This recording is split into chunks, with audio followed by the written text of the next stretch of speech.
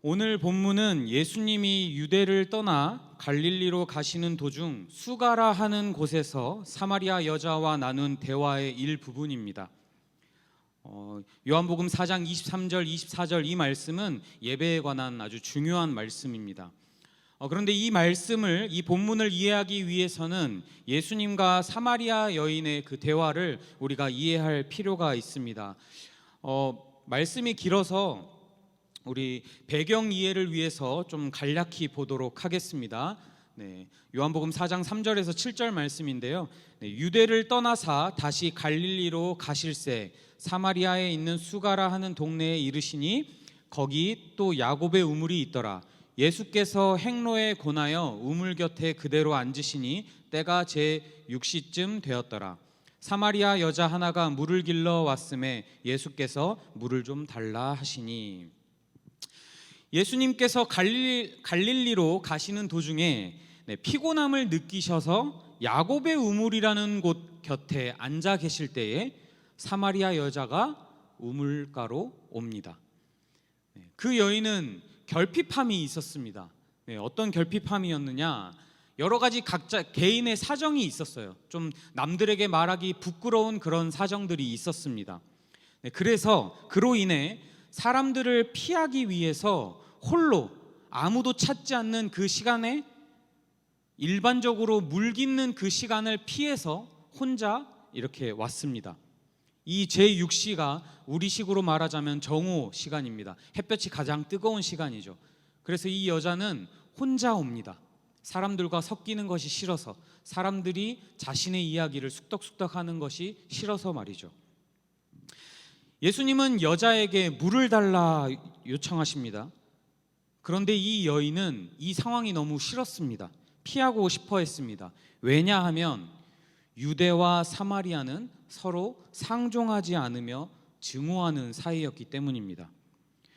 유대인은 사마리아인이 포로기 시대에 이방인과의 혼인으로 인해서 그 자기 민족의 순수성을 상실했다고 생각했습니다. 그리고 더럽혔다라고 생각했습니다.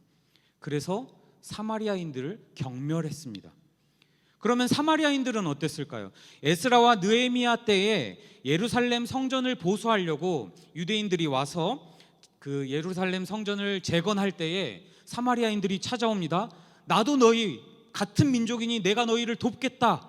그런데 유대인들이 뭐라고 말하냐면 이것은 너희와 상관없는 일이다 라고 거절합니다. 이렇게 정중하게 말했을까요? 아니죠. 경멸해하며 거절합니다. 그래서 그 사건 이후에 유대인과 사마리아인은 극심한 적대 관계가 시작되었고, 이 관계는 예수님의 지금 이 순간까지도 계속되고 있습니다. 그래서 사마리아 여인도 구절을 통해서 어찌 유대인으로서 사마리아인인 나에게 물을 달라 하십니까? 하고 그렇게 되묻게 된 것입니다. 그러나 예수님께서는 분명한 의도가 있으셨습니다. 이 상황을 통해서 정통 유대 관습을 깨트리시고, 요한복음 3장 16절 그 하나님이 세상을 이처럼 사랑하사 말씀 다 아시죠? 하나님의 사랑을 행동으로 보시기 위해서 여자에게 물을 달라 말씀하신 것입니다. 그 여인과 예수님의 대화 가운데 예수님의 말씀을 좀 더 보도록 하겠습니다. 요한복음 4장 10절입니다. 예수께서 대답하여 가라사대 네가 만일 하나님의 선물과 또 너에게 물 좀 달라 하는 이가 누구인 줄 알았다면 내가 그에게 구하였을 것이요 그가 생수를 내게 주었으리라. 요한복음 4장 13절 14절에 또 예수님이 이렇게 말씀하십니다. 예수께서 대답하여 가라사대 이 물을 먹는 자마다 다시 목마르려니와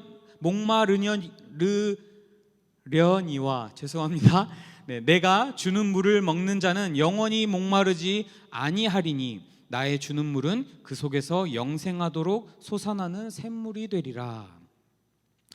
예수님은 물에 대한 이야기를 통해서 영원히 목마르지 않는 물, 영원한 생명을 말씀하셨습니다. 나의 주는 물은 그 속에서 영생하도록 솟아나는 샘물이 되리라. 하지만 무지한 이 여인은 이것이 영생, 더 나아가서 구원에 관한 말씀인지 전혀 알지 못했습니다. 그래서 그 문자 그대로 그렇다면 그 영원한 물을 저에게 주십시오. 내가 더 이상 물을 뜨러 오지 않도록 해 주십시오. 그렇게 요청합니다. 그리고 그 여인의 요청에 예수님은 또 이렇게 말씀하십니다. 요한복음 4장 16절입니다. 가라사대 가서 네 남편을 불러오라. 이 대답은 말씀을 제대로 이해하지 못한 여인에겐 동문서답 같아 보입니다. 그러나 예수님은 그 여인의 문제 그리고 그녀에게 진정으로 필요한 것을 이미 알고 계셨습니다. 요한복음 2장 25절입니다. 또 친히 사람의 속에 있는 것을 아심으로 사람에 대하여 아무 증거도 받으실 필요가 없음이니라. 예수님은 이미 알고 계셨습니다. 예수님은 그 여인의 문제가 뭔지 정확하게 알고 계셨습니다. 그 여인에게 진정으로 필요한 것은 목마르지 않는 물이 아니라 구원이었습니다. 그 문제를 먼저 해결하고자 하셨습니다. 예수님은 그 여인의 삶에 가슴 아픈 현실을 찔러서 그 여인이 하나님과의 올바른 관계를 정립하기를 원하셨습니다. 남편을 데리고 오라라는 이 말씀은 여인에게 있어서 충격으로 다가왔습니다. 아무런 대비를 하지 못한 채 자신의 감추고 싶은 수치가 까발려졌기 때문입니다. 여러분들 다 아시다시피 이 여인은 5번이나 결혼을 했습니다. 그리고 그 결혼을 실패했습니다. 심지어 지금 살고 있는 이렇게 말하면 6번째 남자와 같이 살고 있지만 그 남자와는 결혼도 하지 않고 그냥 동거하는 사이였습니다. 객관적으로 보았을 때 이 여인은 도덕적으로도 죄가 가득하고요, 율법적으로도 부정한 사람이었습니다. 그래서 아마 이 여인은 사람들이 아무도 없는 그 시간에 맞춰서 물을 길러 왔을 것입니다. 예수님은 그 여인의 죄를 끄집어내셨습니다. 그 여자 스스로 자신의 죄를 깨닫고 죄인임을 고백하게 하셨습니다. 그제서야 이 여인은 이 대화가 단순한 문자적인 소통이 아니구나라고 깨닫게 됩니다. 그래서 예수님을 선지자로 생각합니다. 왜냐하면 자신이 감추고 있던 그 비밀을 예수님은 아셨기 때문이죠. 그리고 너무나 중요한 예배에 대해서 관심을 갖게 됩니다. 왜냐하면 예배 말고는 자신의 죄를 해결할 수 있는 방법이 없다 생각했기 때문입니다. 여러분, 자신의 죄를 깨닫고 죄인임을 고백한 사람은 예배를 갈망하게 됩니다. 자신의 죄를 해결하지 않고서는 도저히 견딜 수가 없기 때문이죠. 하나님 앞에 참으로 자신의 마음의 짐, 고통이 위로받고 해결되지 않으면 진정한 참 평안과 삶이 없음을 그 여인은 하나님의 은혜로 깨닫게 되었습니다. 그래서 예배에 대한 질문을 합니다. 우리 조상들은 이 산에서 예배하였는데 당신들의 말은 예배할 곳이 예루살렘에 있다 하더이다. 사마리아인들은 이 산에서, 이 그리심산을 얘기합니다. 그리심산에서 예배하는데 당신들 유대인들은 예배할 곳이 예루살렘에 있다고 합니다. 여러분, 이 여인이 예배에 대한 관심을 갖게 됩니다. 그런데 여전히 중요한 것을 놓치고 있었습니다.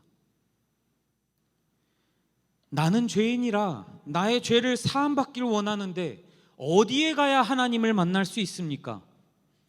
우리 조상들은 그리심산이라고 하는데, 근데 당신들은 예루살렘이라고 합니다. 도대체 어디입니까? 여러분, 사마리아인들은요, 그리심산에 자신들의 성전을 세우고 독자적으로 제사를 드렸습니다. 그래서 그 그리심산을 가장 거룩한 장소라고 성경을 왜곡해서 가르쳤고요, 그렇게 믿어왔습니다. 그래서 이 여인은 궁금했던 겁니다. 어느 장소에서 예배드리는 것이 맞는지, 도대체 어디로 가야 하나님을 만날 수 있는지. 사마리아와 유대의 신학적 갈등은 어디서 드리는 제사, 즉 예배가 하나님께서 받으시는 진정한 예배인지 묻고 있었습니다. 어떤 방법이, 어떤 형식이 진정한 예배인지 혼란스러워했다는 거죠. 이것은 마치 코로나로 인해서 불가피하게 온라인 예배로 전환되었을 당시에 이때와 똑같은 질문과 갈등이 그리스도인들을 혼란스럽게 했던 것처럼 사마리아 여인은 그렇게 혼란스러워했습니다. 요한복음 4장 21절 22절 말씀입니다. 예수께서 가라사대 여자여 내 말을 믿으라. 이 산에서도 말고 예루살렘에서도 말고 너희가 아버지께 예배할 때가 이르리라. 너희는 알지 못하는 것을 예배하고 우리는 아는 것을 예배하노니 이는 구원이 유대인에게서 남이니라. 예수님 그리심 산입니까? 예루살렘입니까? 이렇게 물었던 이 여인의 질문에 예수님은 장소 중심의 질문 자체가 잘못되었다라고 말씀하십니다. 이 말씀은 지금까지 지속되고 믿어왔던 그 예배의 근간을 흔드는 말이었습니다.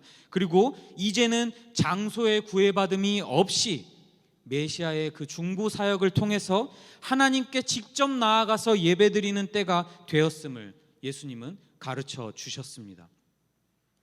예수님은 메시아에 대한 말씀을 하시기에 앞서 사마리아인의 예배가 무지하고 부패했음을 강조합니다.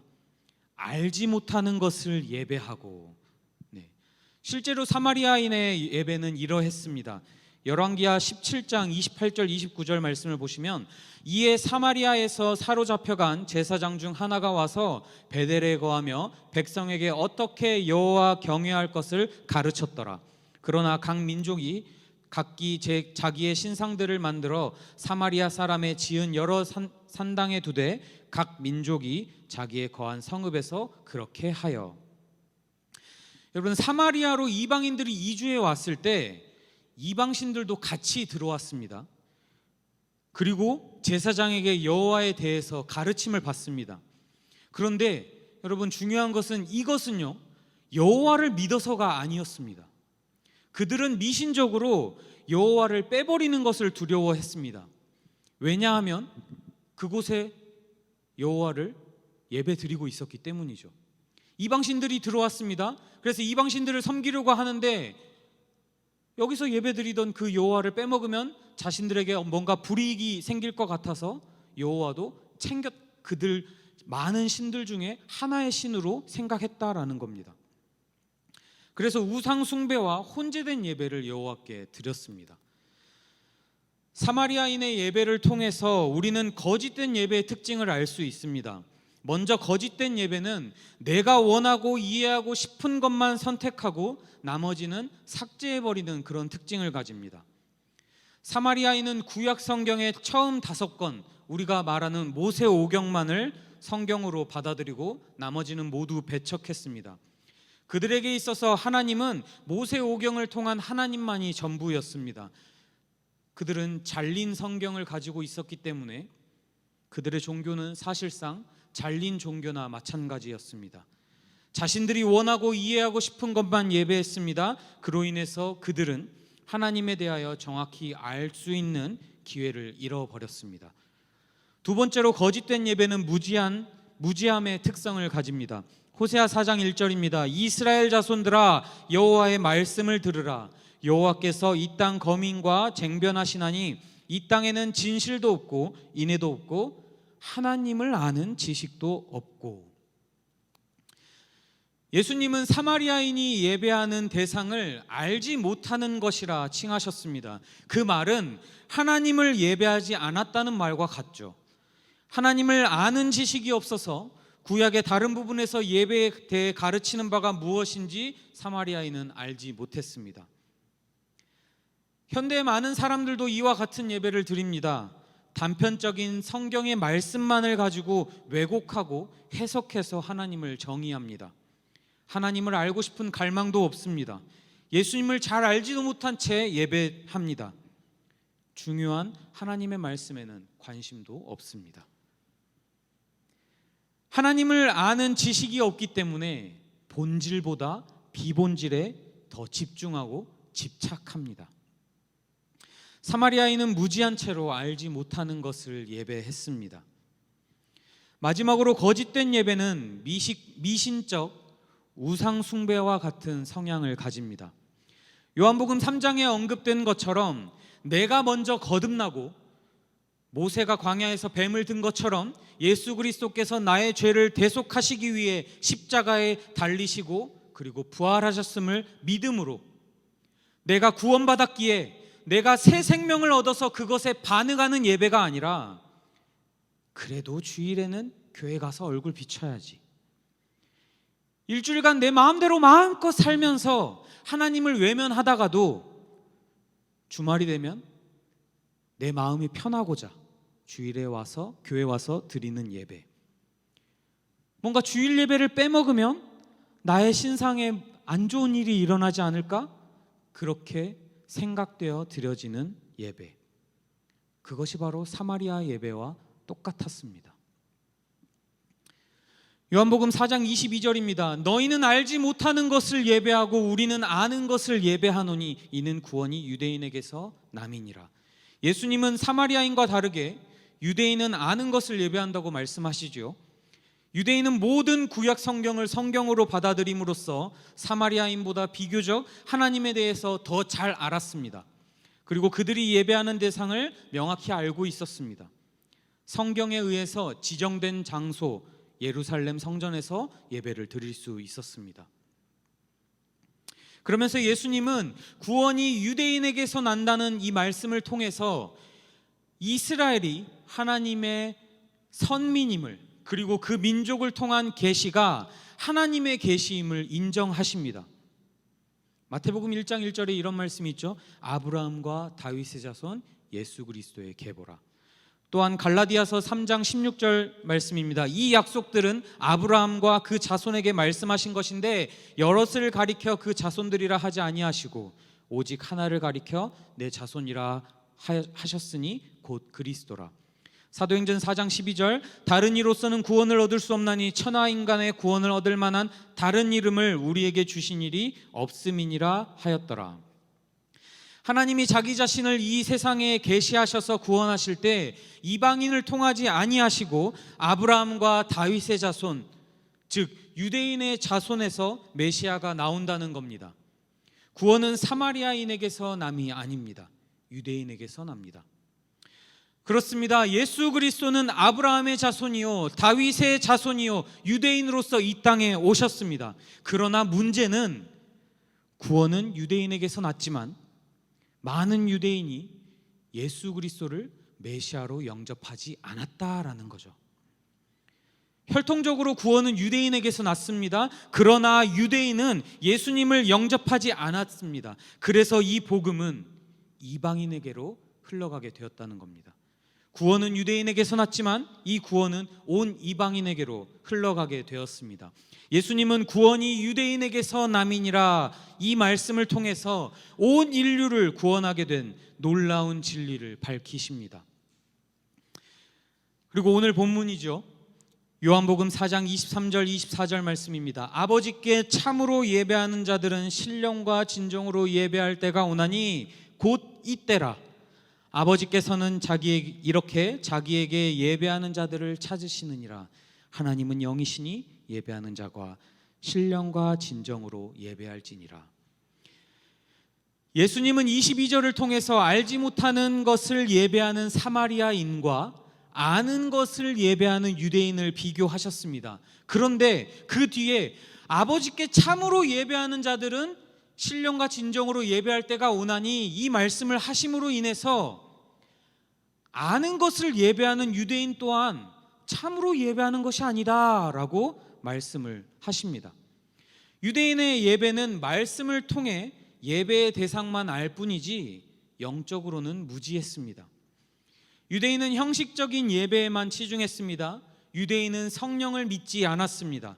그들은 성령을 특별히 예언하는 능력과 연관시켰습니다. 그래서 당시에는 성령이 활동하지 않는다라고 믿었습니다. 따라서 자신들은 성령을 가지고 있지 않다라고 주장했습니다. 그들은 성령에 관심이 없었습니다. 유대인의 예배는 성령을 통한 예배가 결여되어 있었습니다. 사마리아인은 성경이 가르치는 바 정하여진 장소, 다시 말하면 예루살렘 성전에서 하나님을 향한 바른 방법으로 예배를 드리지 못했습니다. 그들은 진리에서 멀리 떠나 있었습니다. 사마리아인은 진정으로 드리는 예배, 즉 진리를 통한 예배가 결여되어 있었습니다. 결국 유대인, 사마리아인 둘 다 참된 예배를 드리지 못했다라는 거죠. 하나님이 진정으로 원하시는 예배는 영과 진리 둘 중 어느 하나도 부족함이 없는 영을 통하고 진리 안에서 드리는 예배입니다. 신령과 진정으로 예배할 때가 오나니 곧 이때라. 하나님이 진정으로 원하시는 참된 예배를 드릴 때가 오고 있습니다. 주권자이신 하나님이 지정하심으로 그 때가 다가오고 있는데, 그때는 하나님에 의하여 이 땅에 보내심을 받은 예수 그리스도입니다. 아버지께 참으로 예배하는 자들은 예수 그리스도를 통해서 예배를 드리게 될 것입니다. 그리고 하나님은 예수 그리스도를 통해서 예배하는 자들을 찾으십니다. 우리는 이 말씀을 통해서 경각심을 가져야 합니다. 예수님은 하나님께 예배하는 자들이라고 모두 같은 것이 아니다 말씀하십니다.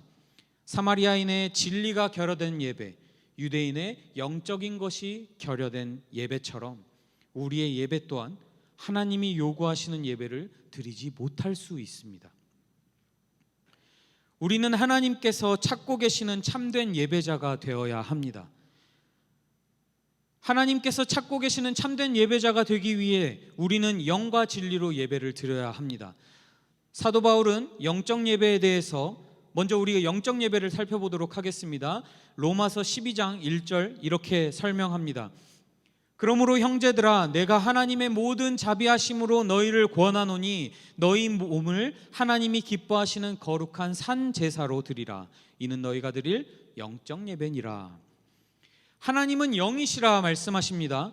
이것은 하나님은 빛이시다와 하나님은 사랑이시다와 비교할 수 있을 것입니다.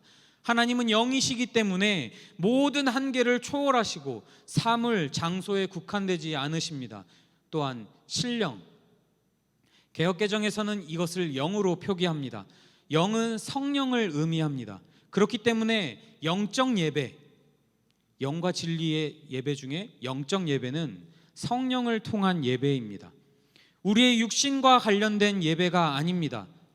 왜 그럴까요? 그 이유를 사도 바울은 다양한 말씀을 통해서 설명합니다. 로마서 7장 18절, 내 속 곧 내 육신에 선한 것이 거하지 아니하는 줄을 아노니 원함은 내게 있으나 선을 행하는 것은 없도다. 우리의 육신은 하나님께 예배하기 합당하지 않습니다. 육신은 하나님의 성령의 역사와 상관없이 줄곧 자연적 상태에 머물러 있는 인간을 가리키기 때문입니다. 그렇기에 하나님께 대한 그 반역 속에 우리가 품는 모든 생각과 느낌은 악합니다. 사도 바울은 또 이야기합니다.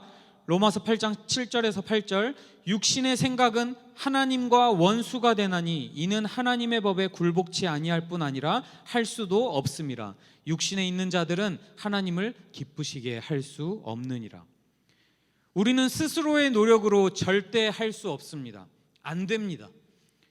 육신에 있는 자들은 여전히 하나님을 반역하는 가운데 있고 하나님이 아닌 자신을 섬기려는 동기를 가지는데, 그것이 어찌 하나님이 기뻐하시는 예배가 되겠습니까?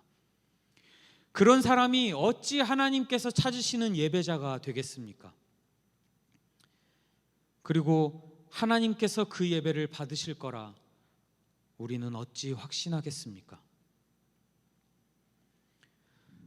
에베소서 2장 1절입니다. 너희의 허물과 죄로 죽었던 너희를 살리셨도다. 우리는 하나님과 어떤 영적 교감도 함께 나눌 수 없는 무능한 상태, 즉 죽었던 자들입니다. 육체는 살아있을지언정 그리스도 안에 있는 그 하나님의 영광을 볼 수 없는 상태가 바로 죽어있는 우리들입니다. 그렇기 때문에 우리의 육신으로서는 하나님을 참으로 예배하는 자가 될 수 없습니다. 구약시대까지는 희생제물을 통해서 하나님께 예배를 드렸습니다. 그러나 지금은 성경은 그럴 필요가 없다 말합니다. 요한일서 2장 1절 2절 보시면, 나의 자녀들아, 내가 이것을 너희에게 쓰면 너희로 죄를 범치 않게 하려 함이라. 만일 누가 죄를 범하면 아버지 앞에서 우리에게 대언자가 있으니 곧 의로우신 예수 그리스도시라. 저는 우리 죄를 위한 화목제물이니 우리만 위할 뿐 아니요 온 세상의 죄를 위하심이라. 우리의 대언자 되시고 완전한 대제사장이 되시는 예수 그리스도께서 직접 희생의 제물이 되셔서 우리의 죄, 온 세상의 죄를 감당하시고 십자가에 달려 죽으심으로 그리고 부활하심으로 우리에게 구원을 선물해 주셨습니다. 바울은 또 이야기합니다. 로마서 5장 1절 또 9절입니다. 그러므로 우리가 믿음으로 의롭다 하심을 얻었은즉 우리 주 예수 그리스도로 말미암아 하나님으로 더불어 화평을 누리자. 9절 그러면 이제 우리가 그 피를 인하여 의롭다 하심을 얻었은즉 더욱 그로 말미암아 진노하심에서 구원을 얻을 것이니. 우리는 거듭나게 되었습니다. 그리고 그 사실을 믿음으로 말미암아 예수 그리스도의 피를 인하여 의롭다 하심을 얻게 되었습니다. 아멘이십니까? 영적 예배는 성령을 통한 예배입니다. 하나님을 향한 예배는 성령을 통한 예배여야 합니다. 아무리 좋은 장소, 아무리 좋은 형식, 아무리 좋은 방법이어도 성령을 통한 예배가 아니면 그 예배는 하나님께서 원하시는 예배가 아닙니다. 왜 그렇습니까? 고린도전서 12장 3절 그러므로 내가 너희에게 알리노니 하나님의 영으로 말하는 자는 누구든지 예수를 저주할 자라 하지 아니하고 또 성령으로 아니하고는 누구든지 예수를 주시라 할 수 없느니라. 성령을 통하지 않고서는 예수 그리스도를 주라 시인할 수 없기 때문입니다. 유대인들이 예수 그리스도를 메시아라고 인정하지 않았던 것처럼 그들 안에는 성령이 없었기 때문에 그랬습니다. 그러나 우리가 성령을 통한 예배를 드린다면 우리는 예수 그리스도를 나의 주 메시아로 우리는 고백할 수 있습니다. 정리하자면 성령을 통한 예배는 내 안에 계시는 성령님을 통해서 예수 그리스도를 주라 시인하고 우리의 삶을 하나님이 기뻐하시는 삶, 거룩한 산 제물로 드리는 예배, 그것이 바로 성령을 통한 예배입니다. 그러면 영과 진리로 드리는 예배, 우리 두 번째 배워야겠죠? 진리로 드리는 예배에서 진리는 이것을 의미합니다. 시편 119편 151절과 160절입니다. 여호와여 주께서 가까이 계시오니 주의 모든 계명은 진리니이다. 160절 주의 말씀의 강령은 진리오니. 그리고 요한복음 1장 1절은 또 이렇게 말씀합니다. 태초에 말씀이 계시니라. 이 말씀이 하나님과 함께 계셨으니 이 말씀은 곧 하나님이시니라. 요한복음 14장 6절에 예수께서 가라사대 내가 곧 길이요 진리요 생명이니 나로 말미암지 않고는 아버지께로 올 자가 없느니라. 말씀, 즉 말씀으로 오신 예수 그리스도입니다. 진리는 말씀이고 또 말씀으로 오신 예수 그리스도를 의미합니다. 그렇기 때문에 예수님께서 23절에 아버지께 참으로 예배하는 자들은 신령과 진정으로 예배할 때가 오나니 곧 이때라. 이것은 예수 그리스도를 통해 아버지께 참으로 예배할 때가 되었다라고 선포하신 겁니다. 하나님은 영이시니 예배하는 자가 영과 진리로 예배할지니라. 이것을 우리가 다시 정리해보면 영과 진리로 예배한다라는 것은 성령과 말씀으로 오신 그 예수 그리스도를 통해서 예수님을 나의 메시아로 영접하고 하나님의 말씀대로 순종하는 삶으로 하나님을 예배하는 것을 말합니다. 이제 말씀을 정리합니다. 요한복음은 성부 하나님과 성자 하나님께서 자기 백성을 어둠 가운데에서 빛으로 인도하시는 진리를 담고 있습니다. 그러면서 오늘 말하죠. 아버지께 참으로 예배하는 자가 되라. 영과 진리로 예배하는 자들이 되어라. 내가 참된 예배를 받기를 원한다. 성령님을 통해서 내가 살아가는 삶을 하나님께 드리는 영적 예배, 그리고 말씀이신 예수 그리스도를 통해 진리의 예배를 드리는 우리가 되어야 합니다. 아버지께 참으로 예배하는 자들이 되십시오. 영과 진리로 예배하는 자들이 되셔서 예수님과 모든 대화를 마친 사마리아 여인처럼 살아가십시오. 사마리아 여인은 예수 그리스도를 통해서 하나님의 은혜를 입었습니다. 그리고 물동이와 함께 자신의 수치심을 버려두고 동네로 가서 자신이 받은 그 은혜의 진리를 사람들에게 전달했습니다. 그녀는 그 은혜를 혼자만 누리지 않았습니다. 다른 사람에게 그 사실을 전하지 않을 수 없었습니다. 아버지를 참으로 예배하는 자가 되셔서 진리를 전하는 예수 그리스도의 증인이 되십시오. 성부 하나님과 성자 하나님 그리고 성령 하나님께서 우리를 어둠 가운데에서 빛으로 인도하시는 그 진리를 따라서 함께 걸어가십시오. 그것이 우리의 사명입니다. 때로는 세상이 우리에게 손가락질하며 비웃기도 할 것입니다. 저 헛된 것을 쫓는 자들을 보라. 저 미련한 자들을 보라. 때로는 우리도 내가 헛된 것을 쫓고 있는 것은 아닌가? 나는 정말 미련한 자인가? 그렇게 고민할 수 있습니다. 그러나 그때마다 기억하십시오. 사도 바울은 우리에게 이렇게 격려합니다. 우리는 십자가에 못 박힌 그리스도를 전하니 유대인에게는 거리끼는 것이요 이방인에게는 미련한 것이로되 오직 부르심을 입은 자들에게는 유대인이나 헬라인이나 그리스도는 하나님의 능력이요 하나님의 지혜니라. 우리는 부르심을 입은 자들입니다. 하나님께 참으로 예배하는 자들로 부르심을 받은 자들입니다. 하나님의 능력과 하나님의 지혜로 하나님 앞에서 참으로 예배드리시는 참된 예배자가 되시기를 예수님의 이름으로 축복합니다.